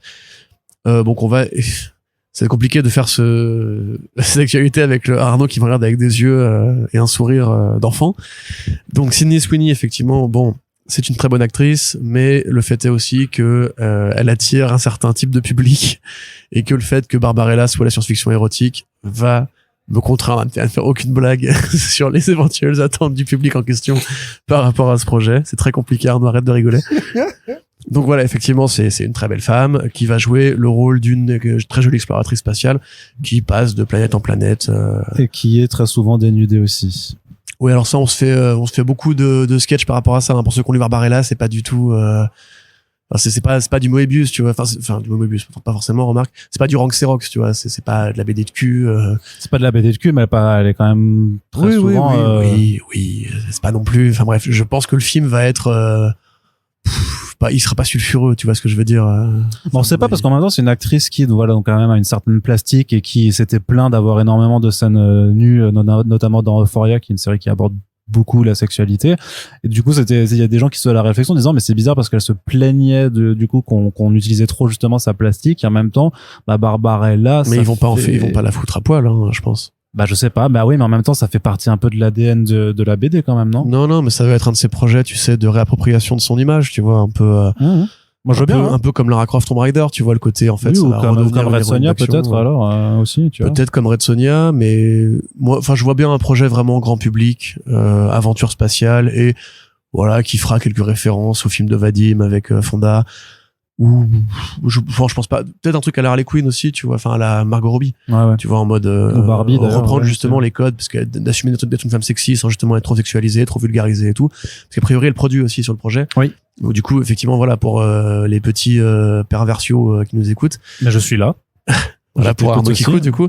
Je pense pas, enfin le fantasme que vous faites du film que vous pensez que vous voyez arriver n'arrivera pas, hein, ça va être un produit. Bah moi je me pose après c'est vraiment sans le côté libidineux pour en parler vraiment juste sérieusement, je me pose vraiment la question en fait.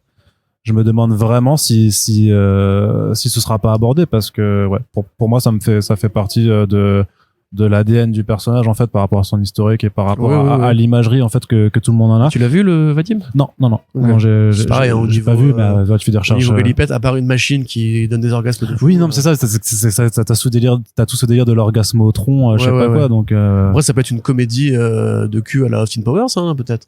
Tu vois, genre une héroïne qui juste vit dans un monde où tout le monde veut la troncher et elle qui essaie de tuer les mecs les uns après les autres. Tranché, c'est élégant. Non, pardon, oui, excusez-moi. Mais j'ai pas beaucoup dormi. Mais bref, on verra bien. En tout cas, c'est rigolo. Moi, j'aime bien Barbarella. J'avoue, le personnage, mais sympathique. La BD de Forrest aussi, qui a été éditée déjà aux États-Unis, traduite par Kelly Sue DeConnick, avec ça, la version noir et blanc et la version bichromatique, parce qu'il y a toujours des peintes bichromatiques qui étaient souvent en bleu et noir. C'est très joli à regarder, enfin très joli à lire. Et il y a eu beaucoup du coup de volumes récents. J'en parlais récemment dans un autre podcast, la série de Leah Williams, qui était Barbarella Dejatoris, avec l'artiste de Briard, Arnaud, vas-y, German Peralta, non c'est pas ça. Non. Mais oui, je vois. Voilà, bah lui. Et du coup, ouais, non, il y a des bonnes BD, voilà. German Garcia. Il y a des très bonnes BD Barbarella. Il y a un univers qu'on peut explorer. Et accessoirement, voilà, Sydney Sweeney est une très bonne comédienne. Elle a effectivement fait une très belle prestation dans Euphoria saison 2. Moi, j'espère qu'elle va pas devenir une machine à la Margot Robbie, justement, une machine à blockbuster. Encore que je dis ça, Robbie, elle est dans tous les films de grands cinéastes. Bah oui. Mais voilà, qu'elle va pas justement se faire trop dans le système au point de. Non, je pensais à la nana qui a fait le film de Spielberg, la comédie musicale de Spielberg, West Side Story, qui là du coup fait le préquel de Hunger Games et Shazam 2. L'actrice latino-américaine, j'ai oublié son nom, mais tu vois, ça par exemple, elle a trop de talent pour devenir comme ça une deuxième Tom Holland, tu vois. Ouais, ça marche. Ouais. On verra bien. On a aussi une première image, justement, on parlait de Red Sonja, une première image de Mathilda Lutz en costume. Alors ça c'est bien. Elle est rousse et elle a une épée. Moi je suis content, c'est Red Sonja. Autre chose. Cette actualité, Arnaud, hein, j'ai absolument rien à dire là-dessus. Bon, le film du coup a priori qui a fini de tourner là. Parce que ça avance quand même. Entre la Bulgarie et la Grèce, aucune image. Aucune image. De la même manière qu'on avait on avait eu aucune annonce de casting. Je sais pas comment ils se sont démerdés. Parce que moi, j'essaie de voir par rapport à l'armure, si t'essayes de voir si elle sera en bikini côte de maille ou pas, parce que ça a fait aussi, Non, je doute de ça, mais si tu regardes, tu vois, là, l'épaulière, mais le dos est plutôt nu quand même, hein, tu vois, donc bon. Ok, d'accord. Donc c'est le moment du podcast où en fait, j'ai plus aucun contrôle sur la bonne tenue de notre. mais pareil, c'est vraiment, je dis ça vraiment sans, j'ai pas de regard. Elle a été habillée 28 fois, hein. Et elle a pas que la version. Il y a plein de, Mirka Andolfo récemment, elle lui a mis un pantalon, tu vois. C'est pas inenvisageable. Ils ont wokisé Red Sonja. Ils ont wokisé, ça y est.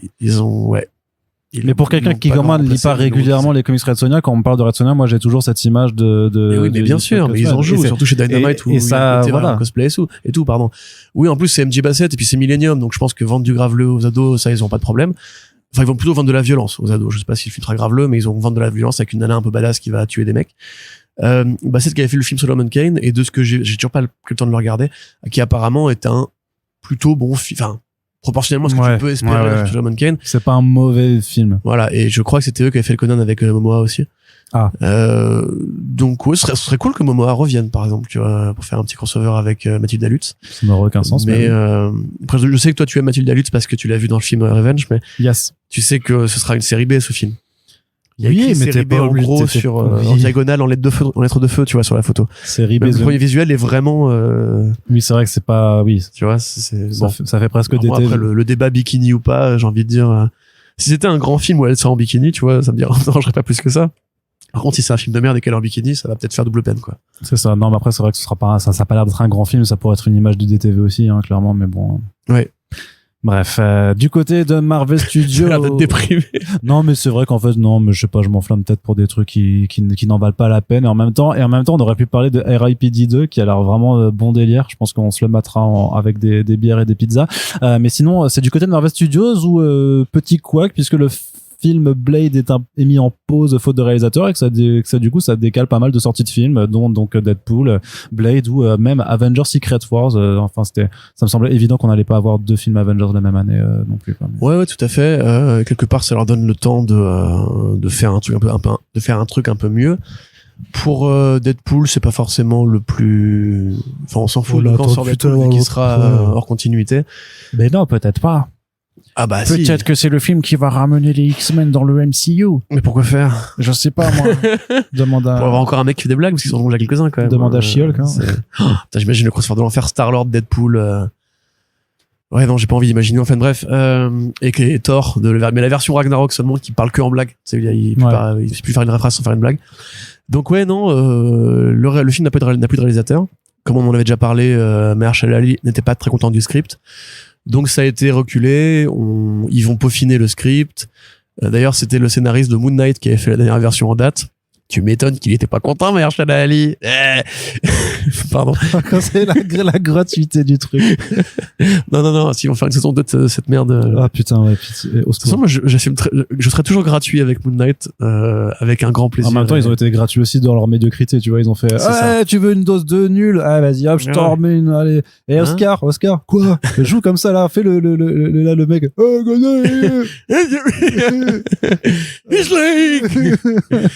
Quelle grande série télé. Quel gâchis de talent et de temps et d'argent. C'est ouf. Je crois qu'il y a des gens qui préfèrent, même moi qui n'ai pas été grave conquis par She-Hulk, gens qui disent Moon Knight, signe supérieur, She-Hulk. Au secours, les gars, mais au secours. Chacun ses goûts, hein, mais en vrai, vos gueules, juste, voilà. Ouais. Donc, oui. C'était quoi le sujet? Oui, ça s'est repoussé. Ils vont écrire une nouvelle version et prendre le temps. A priori, c'est vraiment Mahershala Ali qui, du coup, dirige le projet. Ce qui est plutôt rassurant quand même. Ça veut dire que lui, justement, n'a pas se plier à la fameuse usine, parce que c'est vraiment une usine de montage dans le studio. C'est hop, un premier script, allez hop, on tourne, on change, on tourne, on change, on tourne, on reshoot, on sort.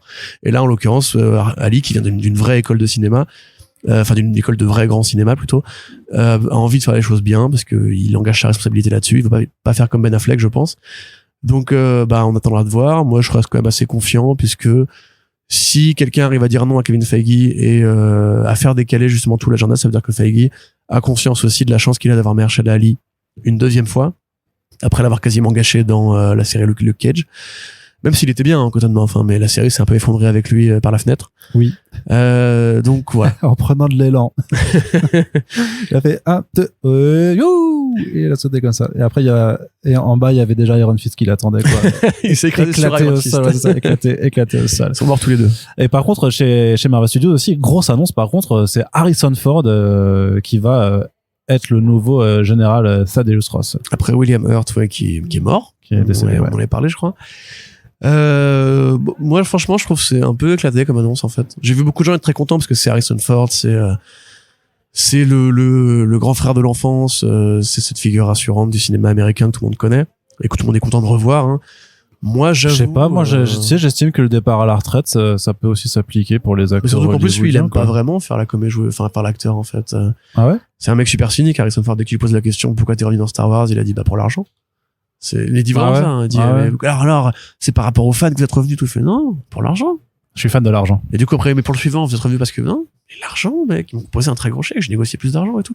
Et en fait, il a ce côté, parce que en fait, il est vraiment comme ces personnages, Harrison Ford, il est vraiment taiseux, il est vraiment, un peu cow-boy, tu vois, un peu très intérieur et tout. C'est pas un mec très sympathique a priori. Il y a des anecdotes qui contredisent ça aussi, hein. Il y a des fois où on dit non, en fait, il est super ému parfois et tout. Quand tu le vois avec 2001, enfin, Ke Huy Quan, je crois qu'il s'appelle, le mec qui jouait dans Everything Everywhere All at Once. Tu vois? Oui, c'est un auteur, non. C'est le mec qui jouait 2001 dans Temple Maudit. Ouais. Et t'as une photo où ils se sont retrouvés. Oui, ils font un câlin. Et apparemment, voilà, il est quand même super sympa.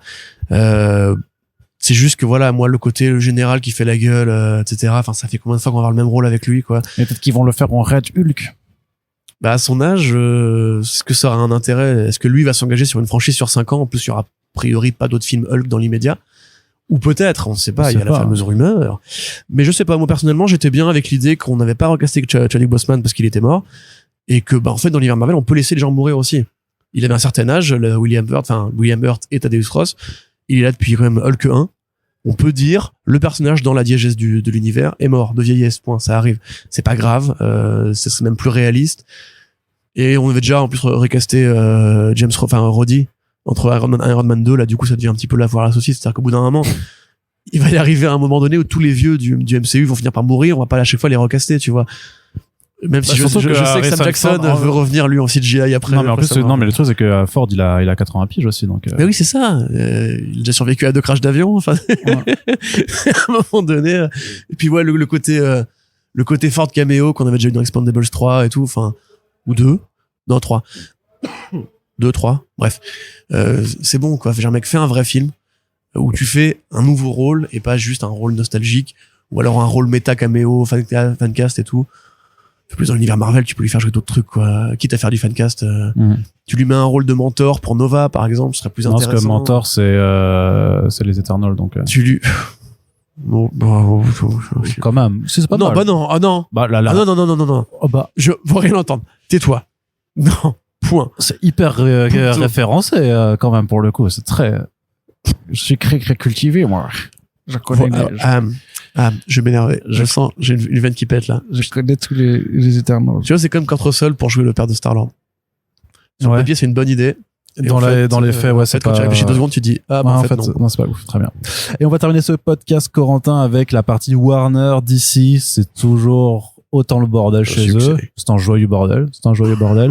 Parce que Man of Steel 2 est bien en développement. Ouais. Je suis content. Moi, j'aime bien Henry Cavill. Mais moi aussi, j'aime bien Henry Cavill. Faut voir qui va réaliser. Est-ce qu'on peut spoiler un truc? On peut pas spoiler. On peut pas spoiler quoi que ce soit. Mais c'est compliqué d'en parler sans spoiler. C'est compliqué d'en parler, mais disons que le personnage est de retour. Pour nous jouer un mauvais tour. Pour nous jouer peut-être un mauvais tour, mais voilà, ça a été long. C'était Walter Hamada, en fait, qui était contre cette idée-là, parce que lui, il avait d'autres plans pour Superman. D'ailleurs, le projet de Superman de Clark Kent noir de J.J. Abrams et Stanley Sikos n'est pas abandonné. Paris Kebab. Pour l'instant, Paris Kebab, tu veux? Ça sortira jamais. Ok, moi je parie que ça sort.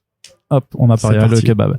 Et donc c'est toujours officiellement en projet, mais voilà, a priori maintenant la nouvelle direction avec Michael De Luca notamment chez Warner Bros Discovery, lui a validé le fait que c'est bon, on peut mettre quelqu'un pour écrire un script pour vraiment faire un Man of Steel 2 avec Henry Cavill de retour dans le costume, ce qui fait effectivement que les gens qui depuis 2016 disaient mais non, il a pas abandonné le costume, finissent par dire 6 ans plus tard après s'être négocié, vous voyez, on avait raison, sauf que grosso modo la négoce s'est faite en septembre 2022.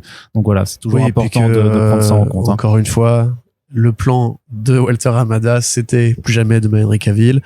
La boîte a été rachetée, un nouveau mec a été mis à sa place et il a dit en fait si Henry Cavill. Donc, ouais, en fait, vous avez eu tort pendant 5 ans, maintenant vous avez raison, bravo, comme pour la Snyder Cut, bravo les gars, vous êtes toujours les meilleurs. Donc si on résume effectivement, c'est pas que Michael De Luca, il y a aussi un certain monsieur dégarni qui insiste pour ce qui était le projet depuis le départ en fait. Et c'est pas un spoiler de le dire, puisque dès qu'il a été casté, en fait, Dwayne Johnson, donc parce que c'est de lui dont il s'agit, voulait faire s'affronter. Alors à une époque, c'était même Shazam, Superman et Black Adam. Il avait posté un visuel des 3 qui se s'abattaient sur Twitter à l'époque. Et lui, voilà, c'était la logique. Il voulait être le personnage le plus fort de l'univers avec Superman. Et l'idée, c'était donc qu'il y aurait un combat entre les deux. Alors, on voit très bien quelle forme ça pourrait prendre. Hein. Donc un combat où ils se battent, ils sont aussi forts l'un que l'autre parce que personne n'est plus fort que Dwayne Johnson dans ses films. C'est très énervant d'ailleurs à force, hein, ce côté vraiment égomaniaque du mec qui veut toujours être le plus balèze mais qui du coup ne se met jamais en danger à aucun moment. Et on en reparlera un jour pendant qu'on fera un podcast Black Adam, sans moi. Voilà, enfin tu vois, c'est cool pour ça au moins Black Adam. C'est que quelque part, Johnson a réussi à faire valider un truc qui manquait, je trouve, à l'univers DC, c'est-à-dire Superman, le plus grand de tous les héros. Ça c'est Action Man. Voilà, Action Man, le plus grand de tous les héros. Mais donc on est vraiment des vieux. Donc ouais non, moi je suis super content en fait parce que Man of Steel 1, ça reste pour moi le meilleur film récent de Zack Snyder. Ça reste, mais ce sera pas lui qui va faire le 2, je pense, mais ça reste pour moi. Ça me paraît impossible. L'un des meilleurs films Superman au niveau de l'action, en tout cas. Et en même temps, Man of Steel 2, s'il y a pas quelqu'un qui maîtrise parce que ce qu'on peut reconnaître à Man of Steel quand même, c'était ses séquences d'action. Et si t'as pas ce même niveau-là en termes de mise en scène, ça me paraît compliqué de faire un. On sait que ce qui a bloqué pendant un temps, c'était Zack Snyder qui disait, moi, il y aura pas Man of Steel 2 parce que la logique c'est BVS. Man of Steel 2, BVS, Justice League Part 1, Justice League Part 2 et un autre film entre les deux, je crois. Donc voilà, à l'époque c'est pas possible. Mais Matthew Vaughn c'était déclaré. Matthew Vaughn qui est un bon mec. Christopher McQuarrie aussi. Christopher McQuarrie qui est donc un pote de Henry Cavill avec qui il a fait ça. Je suis chaud. Ça je suis chaud. Voilà, par exemple. Et maintenant que le projet est validé et qu'en fait plus personne ne s'oppose à son retour, on peut très bien imaginer que c'est même Henry Cavill qui pourrait négocier parce que c'est quand même devenu une vraie vedette depuis. Il a fait The Witcher qui est une série à succès et même dans Enola Holmes qui est un film à succès de Netflix. Voilà, il était là. C'est un peu pareil comme Schwarzenegger. Tout à l'heure, je disais Kevin Durant, Schwarzenegger. En vrai, les nouveaux héros d'action modernes, c'est les Dwayne Johnson, c'est les Henry Cavill, c'est les Schwarzy et Stallone de notre époque. Je pense qu'il aurait aucun mal à faire valider qui il veut. Donc, faut voir après qu'est-ce qu'il va négocier. Mais moi, je suis super content parce qu'encore une fois, je suis pas contre les expériences qu'il voulait faire avec Coates ou avec Michael B. Jordan. Par contre, je suis désolé de le dire. On a posé un début de saga avec Man of Steel 1. Qu'on n'a jamais terminé, qu'on a embarqué dans un propos christique éclaté au sol, et qui pour moi n'a jamais été en fait aussi grand et aussi poétique et aussi incarné que Man of Steel 1. Et Cavill, je l'aime bien, c'était un très bon choix pour faire Superman, il a pas vieilli en plus, c'est incroyablement bien. Ouais. C'est un peu, tu vois, comme je te dis, moi s'il voulait faire un jour peut-être pas maintenant parce que maintenant il y a The Batman, mais j'aurais été curieux de voir le Batman de Ben Affleck, tu vois, parce que c'est quand même un bon réal. Ben Affleck, il a fait The Town, il sait faire du polar moderne urbain et tout. Bon, tout le côté Joe Manganiello, baston, Asile d'Arkham, et on va tuer la fille, machin et tout, ça m'intéressait moins, mais j'étais quand même curieux de voir ce que ça donnait, parce que c'était quand même pareil, c'était un Batman correct. Ben Affleck, quand on y pense, il jouait bien, était bien millerien et tout. Il y a des bonnes choses de l'univers Snyder qui sont sorties de l'équation. Maintenant, d'ailleurs, se pose la question de qu'est-ce qui va arriver, parce que si Henry Cavill revient, ça confirme quand même que l'univers Snyder n'est pas mort. Jusqu'ici, on avait juste Wonder Woman et Aquaman pour nous le dire. Oui, après le Snyderverse, c'est pas juste le fait que les personnages et leurs acteurs soient toujours inclus dans un univers, c'est la trame, c'est la direction de ces personnages-là, parce que la Wonder Woman, au final, de Patty Jenkins, c'est quand même a plus grand chose à voir avec celle qu'on avait dans, c'est que des films préquels, de toute façon. Oui, en plus, voilà, tu vois, donc, Mais Aquaman, par exemple, il y a un 2, il y aura certainement un 3. Apparemment, il y a déjà un script de commandé pour The Flash 2. Je trouve ça très précipité, compte tenu du fait que c'est pas parce qu'il a été voir un psy de séance que surtout qu'il a été voir un psy de séance que Ezra Miller va mieux. Surtout qu'il y a le risque 26 ans de prison, donc oui, voilà, oui. C'est quand même vraiment, je sais hein. pas si tu vois. Enfin, moi, genre, si je fais ça à mon taf, après, je suis viré en 2 secondes. Oui, mais ils vont sûrement recaster Ezra Miller. Oui, j'espère bien, parce que franchement, là, ça devient n'importe quoi quand même. On parle quand même de grooming, on parle d'agression. Enfin, c'est bref. Tout ça pour dire que voilà, en tout cas, il y a des plans pour l'avenir chez DC qui se cimentent. Parce qu'à côté de ça, sur The Batman, on dit que Matt Reeves est en train de rencontrer des réals et des scénaristes pour faire des films, et pas seulement des séries en spin-off, apparemment, sur les vilains comme Professor Pig, Scarecrow, ce genre de choses-là, quoi. Donc, donc c'est quand même ouf de voir au final, qu'il se passe des trucs. Hein. Ça reste centré sur les personnages principaux de la Ligue du Justicier. Oui, c'est sûr. Tu vois, le film Zatanna, on oublie, par exemple, voilà. Batgirl, on a déjà oublié. Enfin, on a pas oublié. Zatanna, ça a été annulé par HBO Max, mais c'est chopé ailleurs, comme le reste des projets de Abrams, en fait. En fait, c'est ce que tu disais avant, c'est que HBO Max, en fait, ils vont clairement couper à la limite les sous par rapport à la diffusion et tout ça, pour essayer plutôt d'être coproducteurs en fait, et y avoir des distributeurs qui s'occupent aussi de financer les projets. Oui, bien sûr, ouais. Et ça veut quand même dire qu'eux vont se concentrer vraiment sur le steak frites, quoi, c'est-à-dire les tentpoles, mais après c'est aussi repartir sur ces bases-là. Peut-être que c'est plus simple en fait de repartir aussi des vraies figures iconiques pour amener les autres par le biais de ces choses-là. Alors je suis d'accord, mais il y a un problème quand même. C'est que les figures iconiques, Wonder Woman 3, ce sera probablement le dernier. Oui. Gadot, maintenant, malheureusement, elle a une vraie carrière. J'arrive pas à comprendre comment elle a fait, mais enfin si, elle a épousé un producteur, mais voilà. C'est sexiste, ça. Non, c'est vrai, c'est une réalité, déjà, d'une part, et ensuite, c'est une très mauvaise actrice. Je suis désolé de le dire. C'est pas une question d'amour de femme. Je pourrais te demander aussi pourquoi Ezra Miller a une telle carrière, hein. C'est pas une très bonne actrice, voilà, ça y est, je l'ai. Stop, c'était un mauvais choix pour Wonder Woman, ça suffit maintenant, et voilà, je peux pas m'énerver. Donc, le fait est que franchement, je pense que moi, j'attends avec impatience le recast et le reboot de Wonder Woman. Kal-El, no. Voilà, mais to feel the Nile, mais c'est bon, stop, mais toi en plus t'as pas vu Red Notice. Non.